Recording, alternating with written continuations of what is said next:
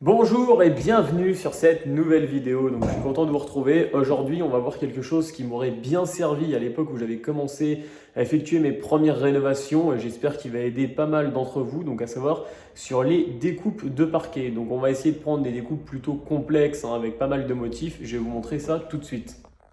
Donc pour l'exemple que j'ai choisi de prendre de chaque côté, donc on va avoir des petites moulures comme ceci, également un petit renfoncement. De l'autre côté, on va avoir exactement le même constat.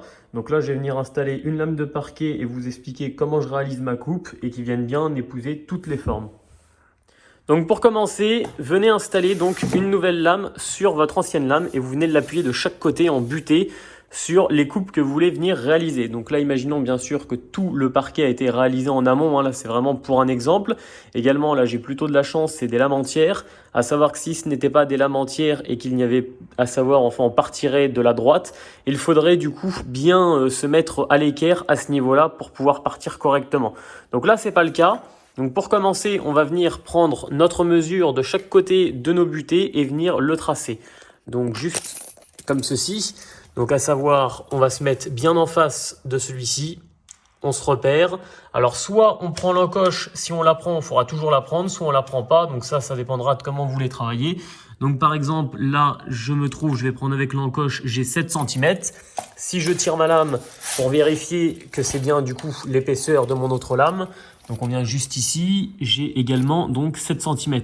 Donc là, voilà, je sais que je suis pile poil en face et que ça reproduit ma coupe. Donc jusqu'à là, rien de sorcier. Donc une fois que vous avez mesuré, donc à savoir le morceau que vous allez garder au niveau de votre butée. Donc là, pour moi, 7 cm, en prenant du coup aussi l'encoche qui vient rentrer dans mon parquet. Donc je me la trace. Donc juste ici, j'ai 7 cm. Donc après, je peux mesurer du coup la matière que je vais enlever. Donc à savoir là, j'ai 13 cm. Donc à ce niveau-là, je sais que j'ai 13 cm et sur le reste, du coup, c'est un petit peu aléatoire. Enfin, pour l'instant, on l'ignore. Donc ce que je vous conseille, c'est de vous munir justement du coup d'un bois, de quelque chose de rigide. Ça sera beaucoup plus simple. Alors à savoir que ce qui est plutôt pas mal, c'est de prendre quelque chose de pas très gros, pas très épais. Ça sera beaucoup mieux. Vous venez installer donc au niveau de votre matière que vous venez enlever. Donc à savoir là pour moi 13 cm juste ici, votre stylo. Et après, vous pouvez du coup venir en fait suivre toutes les formes de votre moulure, de votre tour de cheminée, enfin tout ce que vous pourrez retrouver dans des anciennes maisons, dans de l'ancienne restauration. Alors bien sûr, il faut être bien parallèle du coup à votre bois si vous voulez faire quelque chose de propre. Voilà, et comme ça, vous êtes à peu près sûr du résultat. Et là, normalement, la coupe sera exactement parfaite. Voilà, donc là, je ne vais pas jusqu'au bout. Donc là, comme vous avez pu le constater, par contre, j'ai bien posé mon stylo vraiment. Je lui ai donné un angle pour pas que ça fasse une surépaisseur, car si je me mets comme ça, du coup, arrive à ce niveau-là, ça vient créer une surépaisseur et du coup, ma coupe sera pas bonne. Donc, je vous conseille vraiment de venir à fleur. Et en général, du coup, vu qu'on sait qu'on a quand même l'épaisseur du parquet plus l'épaisseur du stylo, moi, je viens couper plutôt à l'intérieur avec ma lame de scie sauteuse. Comme ça, je suis vraiment sûr du résultat. Donc là, je vais venir tirer et finir ma ligne. Faire exactement le même procédé de l'autre côté, découper et voir comment ça se place. Donc voilà ce que ça donne pour le tracé de ma première coupe. Donc pour ceux qui n'auraient pas tout à fait compris, je vais essayer de réexpliquer plus simplement pour ce côté-là. Donc à savoir, vous venez bien mettre en butée donc votre lame. Ou également, alors il y a une autre technique, vous pouvez mettre en butée, vous pouvez venir mesurer, enfin tracer là où il y a la butée. Donc là, juste ici. Vous tirez votre lame complètement, vous la ressortez. Ça, c'est mon ancienne lame, ma première. Je viens mesurer au niveau du trait que j'ai tracé à ici, donc à savoir du coup la matière que je vais garder. Je viens la reporter sur ma nouvelle lame. Et d'ici, après, j'aurai donc l'épaisseur que je viens enlever. Donc toute cette surface que je viens de enlever. Et là, je peux reproduire du coup le même schéma avec mon bois et venir tracer correctement. Donc voilà.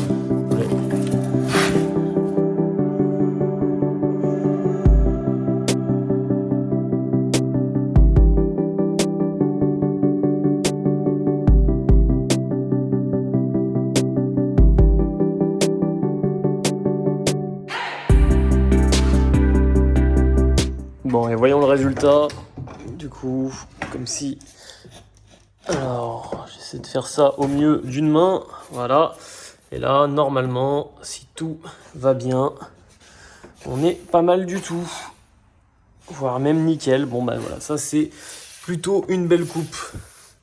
Donc là maintenant je vais vous montrer aussi une étape car souvent du coup on a quand même quelques jours car c'est pas forcément bien après hein, que votre bois force, votre parquet force et touche justement votre surface, hein, que ce soit des plaintes ou quoi que ce soit. Donc comment boucher après les petits trous que vous pouvez avoir car vous voyez il y a toujours quand même des petits défauts, hein. Ça sera jamais de toute façon à fleur et de toute façon c'est pas forcément ce qu'on veut car le parquet travaille. S'il touche de trop, bah du coup il risque de condoler dans le temps donc c'est pas forcément voilà, la meilleure solution. Donc justement, pensez quand même toujours à laisser un petit jour de quelques millimètres. Alors certains vous diront qu'il faut laisser un jour de 5 mm, 1 cm, tout dépend. Mais là par exemple, on n'a pas le choix, on ne peut pas laisser un jour plus grand que celui-ci, sinon ça ferait tout de suite très moche. Vous pouvez laisser vous permettre de venir un petit peu avec des jours plus grands quand vous venez installer des plinthes. Mais quand on n'a pas de plinthe sur des surfaces comme ça, fixes comme celle-ci, on n'a pas le choix que de laisser 2-3 mm pour que ça fasse quand même un résultat correct. Maintenant, si dans le temps ça bouge, vous pouvez venir avec un petit outil vibrant et venir recouper si vraiment votre parquet a bougé. Pour qu'il ne bouge pas trop, je vous conseille justement de le laisser dans la pièce où vous voulez l'installer. Donc pendant quelques temps, vous le laissez étendu dans la pièce et après vous venez de l'installer, votre parquet. En général, déjà, il aura un petit peu travaillé et ça évitera justement qu'il gondole de trop. Maintenant, voilà, ça c'est des petites astuces.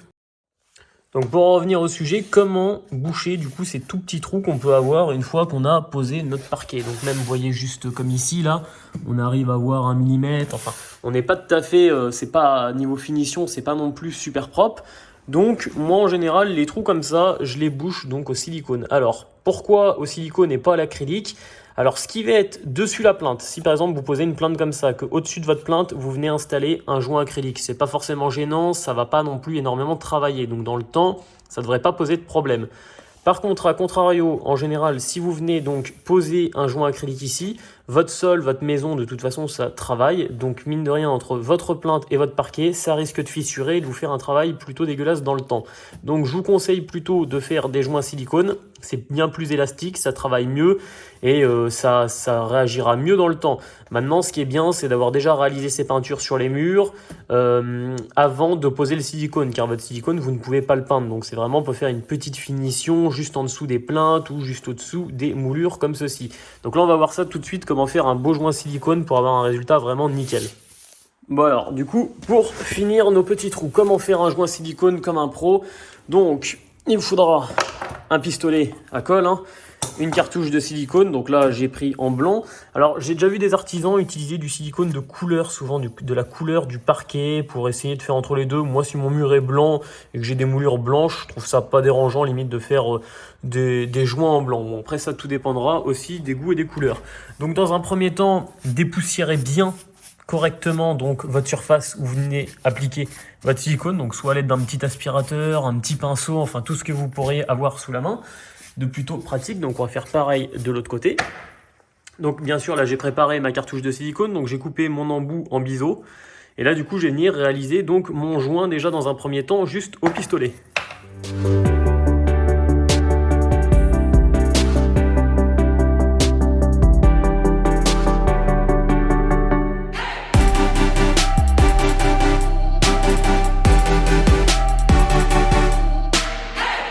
Voilà, donc là pour l'exemple, hein, j'ai vraiment fait tout le tour correctement en silicone. Donc une fois que votre silicone est posé, donc là je vais reposer le portable pour vous montrer, je me suis muni. Donc le top c'est d'avoir un petit pulvérisateur avec de l'eau savonneuse. Là je n'avais pas de pulvérisateur, donc j'ai juste mouillé correctement un pinceau. Je vais venir juste arroser un petit peu correctement mon joint. Également, ce qui est plutôt pratique, c'est d'utiliser donc un petit bâtonnet, à savoir c'est des petits bâtonnets, vous pouvez trouver ça assez facilement, comme les touillettes pour les cafés, avec lequel vous pourrez tirer correctement. Donc si vous n'en avez pas, ce qu'on retrouve toujours sur un chantier, moi je vois quand je n'ai pas de petit bâtonnet comme ça, j'utilise une tête de vis. Vu que le bout est rond aussi, ça marche très très bien, donc vous allez voir ça tout de suite.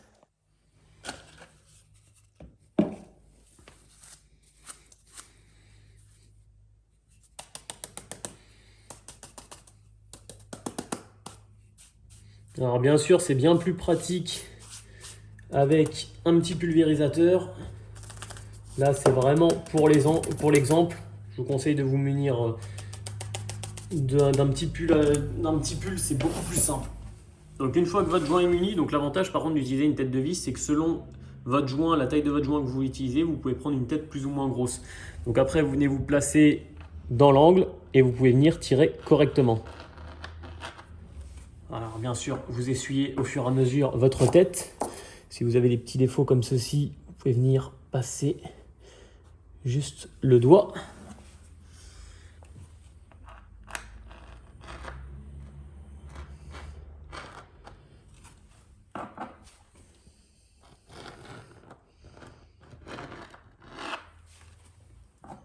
Voilà.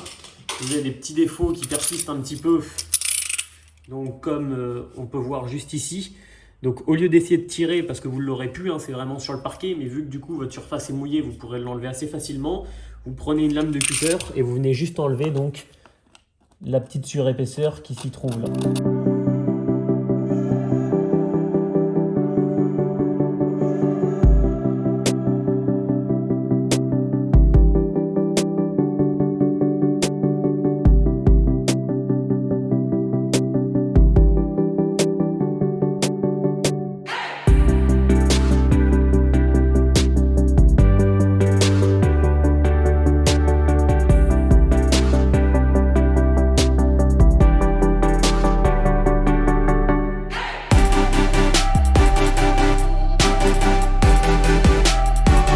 Voilà ce que ça donne niveau résultat. Bon, bien sûr, ça reste un exemple, hein. Ma surface là ici n'est pas peinte, le mur n'est pas en bon état. C'était vraiment pour vous montrer sur deux lames de parquet le résultat qu'on peut obtenir donc avec ces deux techniques, hein, savoir pour venir réaliser notre coupe, mais également comment faire un beau joint silicone pour bien finir donc la lame jusqu'au bout. Et voilà, c'est la fin de cette vidéo. Donc je vous remercie de l'avoir regardé jusqu'au bout. Donc n'hésitez pas à la commenter, à la liker, hein, ça soutient énormément. Donc j'espère que ça a pu aider certaines personnes qui se demandaient comment réaliser donc, des coupes. Bien sûr, cette méthode, ça marche vraiment donc, pour tout, hein, que ce soit même pour des arrondis, pour des motifs. Si vous avez des structures un petit peu plus complexes comme des parquets au niveau de pierres, par exemple sur un mur en pierre apparente et que vous avez toutes les pierres à réaliser, bon, c'est un petit peu plus complexe, vous pouvez quand même utiliser ces techniques, sinon il existe donc des transmetteurs de forme, ça porte un nom, vous savez, avec toutes les petites barrettes que vous pouvez venir reporter sur justement donc votre lame de parquet. Donc j'en ai un justement, je pourrais, si un jour ça vous intéresse, faire une vidéo dessus pour vous expliquer comment ça fonctionne. C'est plutôt pas pratique, même pour des plaques de lambris, pour des morceaux de lambris qui viendraient justement sur des murs en pierre apparent. Je trouve que c'est vraiment le plus simple, hein, quand il y a beaucoup de formes et de motifs et qu'on veut que notre lame rentre vraiment bien, c'est plutôt pratique. Bon, voilà, en tout cas, je vous remercie, je vous dis à une prochaine vidéo.